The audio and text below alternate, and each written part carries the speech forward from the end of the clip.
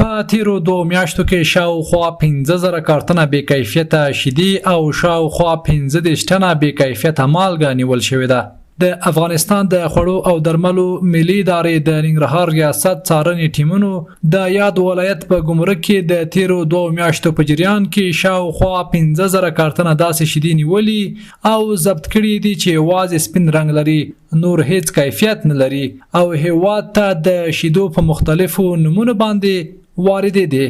ننګرهار ولایت د خوړو او درملو د ریاست له لورې د 2 میاشتو په جریان کې د شیدو په نوم چې دا مطلق کیمیکل دی او په مختلفو نامو باندې 15,000 کارتنه نیول شوي دي او د هدر د پاره به په ګودام کې ایښودل شوي دي چې په نږدې راتلونکي کې به د خیره سره دغه هم هدر کړو.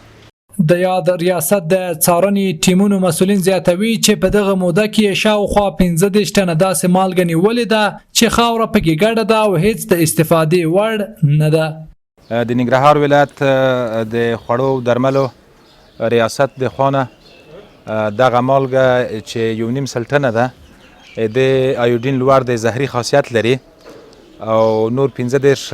ټنه هم په ټیلر کې هلته بار ده چې په هغې کې خاوره میکس ده چې قابل د استفادې نه دي د مالګې دواړه.